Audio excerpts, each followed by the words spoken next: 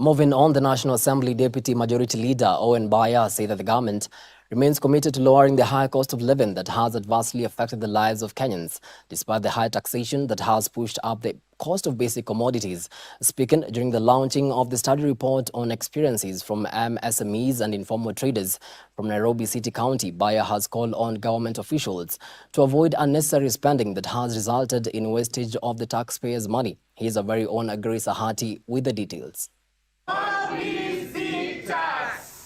National Assembly Deputy Majority Leader Owen Baya has assured Kenyans that the government will deliver its promise of lowering the cost of living despite the harsh times being experienced currently. Speaking during the launch of the study report on experiences from MSMEs and informal traders from Nairobi City County, Baya has noted that eventually the various mechanisms put in place by the government to address the crisis will be fruitful. As we spend money on fertilizers, spend money on many other things, the cost of living eventually will come down. So we are looking at the continuum. At the end, we will peak and go down and ensure that the cost of living is actually reduced. So I'm not worried about the cost of living at all.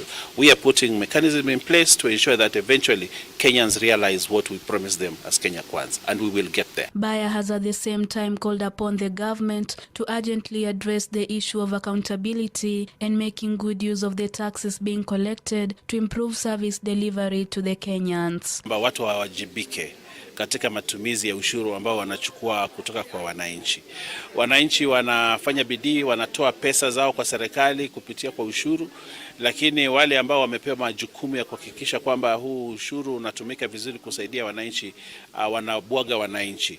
Kwa hiyo mimi kauli mbiu yangu ni kwamba ushuru ni haki wananchi kulipa ushuru na ni jukumu lao kulipa ushuru, lakini jukumu zaidi ni wale ambao wanapewa pesa na wananchi wazitumie vizuri, na hizi pesa wanazopata zipatie huduma bora wananchi, ili wananchi asije tena atumie pesa yake kwa mfuko. The Kilifi North MP has further urged the Kenya Revenue Authority KRA to ensure the country has an efficient tax collection system to maximize on their revenue collections and adherence to the tax laws put in place. And I want to urge KRA to ensure we have a more efficient tax collection system which is not militarized. I don't like this idea that now we have a whole battalion of paramilitary going to collect taxes. You don't succeed that way, and we have seen it.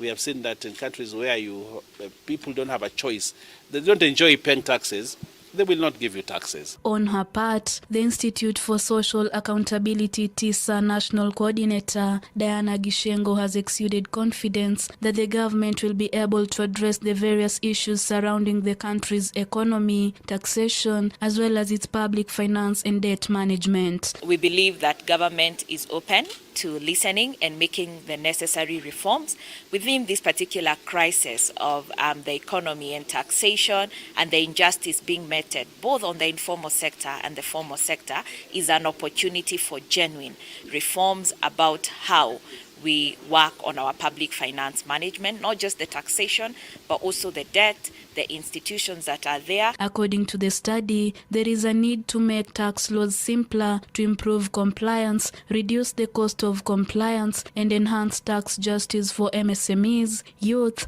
and women entrepreneurs in the informal sector. Reporting for Hope TV Newswatch, I'm Grace Ahati.